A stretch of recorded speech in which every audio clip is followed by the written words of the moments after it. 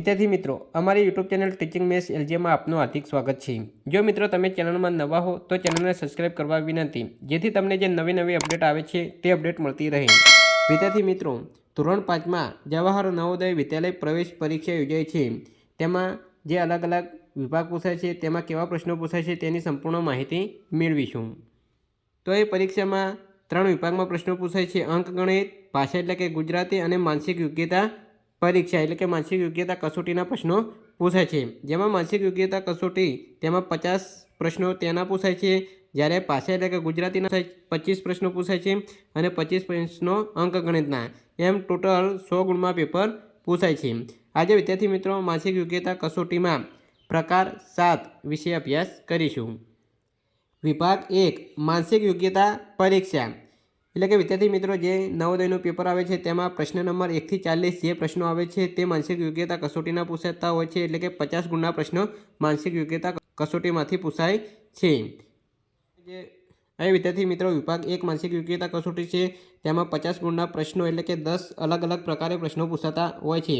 તેમાં પહેલો પ્રકાર છે અસમાન એટલે કે ભિન્ન આકૃતિ શોધો, બીજો પ્રકાર છે આબેહૂલ એટલે સમાન આકૃતિ નક્કી કરો, ત્રીજો પ્રકાર છે આકૃતિ પૂર્ણ કરો, चौथो प्रकार है क्रमिक आकृति शोधो, पांचमो प्रकार से समान संबंध आकृति नक्की करो, छठो प्रकार से भौमितिक रचना पूर्ण करो, सातमो प्रकार से दर्पण प्रतिबिंब आकृति शोधो।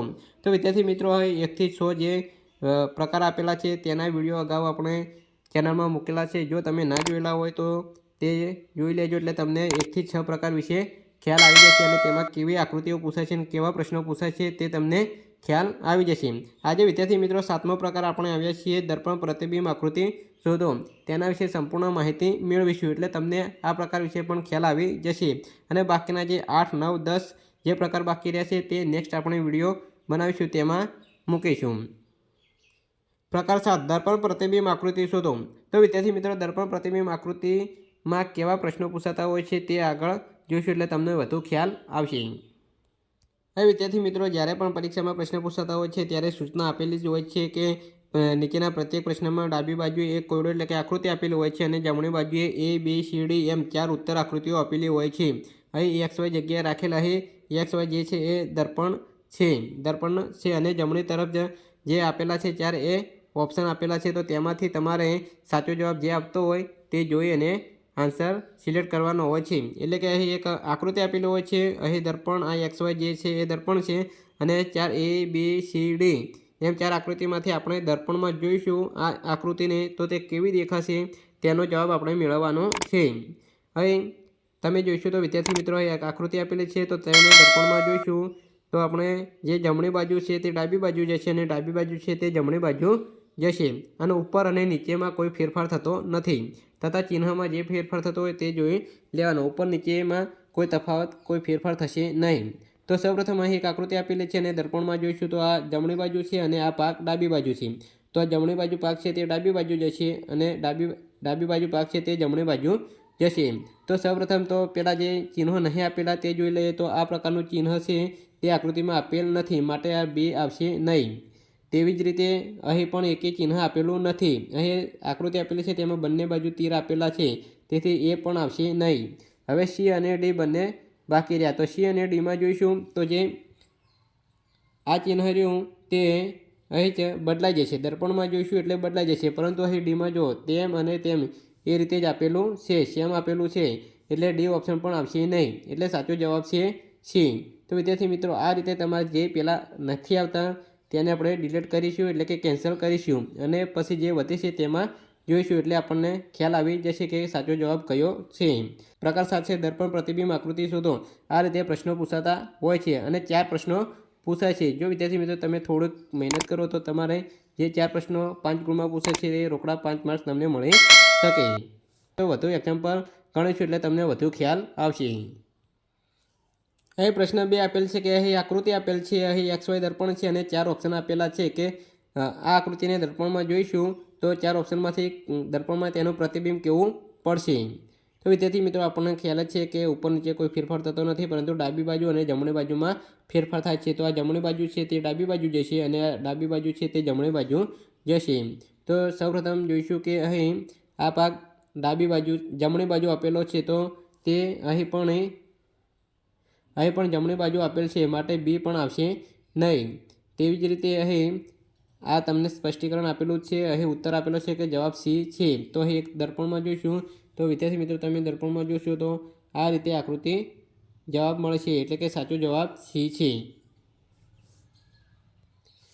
હવે પ્રશ્ન 4, તો અહીં એક આપેલ છે તેને દર્પણમાં જોઈશું તો તે કેવી રીતે દેખાશે? તો વિદ્યાર્થી મિત્રો તમને ખ્યાલ આવી જ ગયો છે કે અહીં આ ભાગ છે ડાબી બાજુ છે તે જમણી બાજુ જશે, તો આ ભાગ આ જમણી બાજુ આ કોરા દેખાય છે, એટલે સાચો જવાબ છે ડી। તમે આ રીતે જોઈ શકો છો કે એકને આ રીતે આપણે મૂકીશું અને દર્પણમાં જોઈશું તો તમને આ રીતે જોવા મળશે।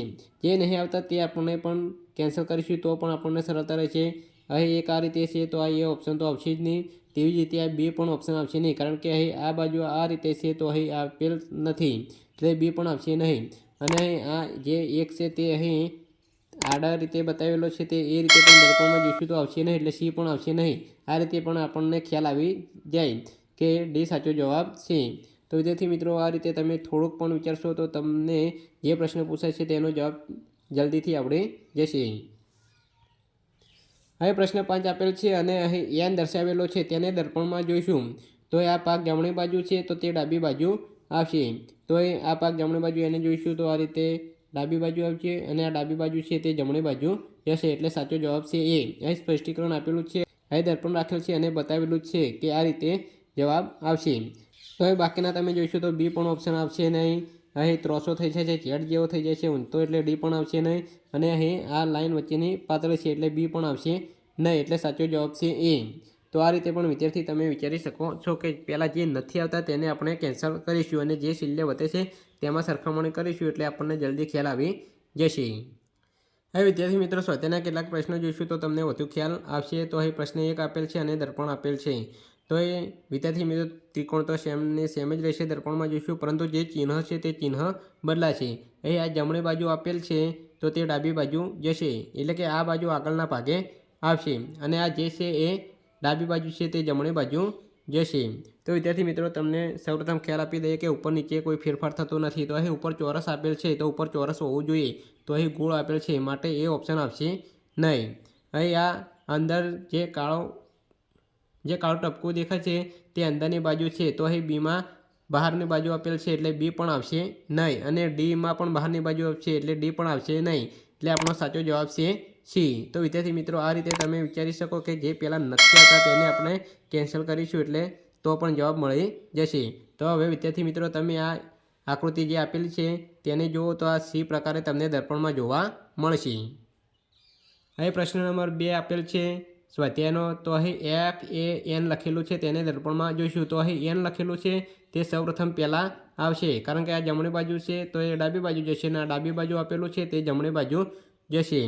તો વિદ્યાર્થી મિત્રો એન છે તો એન આપણને ખબર છે કે આ પહેલાં એફ આવી ગયો એટલે એ તો આવશે નહીં, એવી રીતે ડી પણ આવશે નહીં, પહેલાં એન આવશે, દર્પણમાં જોઈશું તો હવે આ બી અને સી વધે છે, તો આપણને જોઈશું તો અહીં એમાં પણ કોઈ ફેરફાર થશે નહીં। અહીં એ ઉલટાયેલો આપેલો છે એટલે કે ઊંધો આપેલો છે એટલે કે ઈ પણ આવશે નહીં, એ આ રીતે આવશે નહીં એટલે સી પણ આવશે નહીં।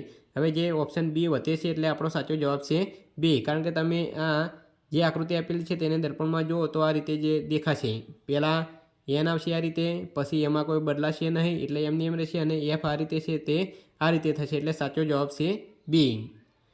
હવે પ્રશ્ન નંબર 3 આપેલ છે તો એને આકૃતિમાં એક્સ વાય દર્પણ રાખેલ છે તેમાં જોઈશું તો આપણને કેવી રીતે દેખાશે તે જોઈએ। તો વિદ્યાર્થી મિત્રો અહીં દર્પણ આપેલ છે આ આકૃતિને જોઈશું તો પહેલાં તો આ રીતે ત્રોસી તો આખી આ ત્રોસી આકૃતિ આપેલી છે, અને આ આખી ઉલટાયેલી પડાઈ ગયેલી આકૃતિ આપેલી છે, તો આ ડી પણ આવશે નહીં, એટલે ડી ઓપ્શન આવશે નહીં, એટલો ખ્યાલ આવી ગયો। હવે બાકીના વધ્યા છે એ બી સી, તો અહીં બી ઓપ્શનમાં જોઈશું તો અહીં આ ભાગ વળેલો છે, અહીં આ ભાગ એવી રીતે વાળીને આપેલો નથી એટલે બી પણ આવશે નહીં।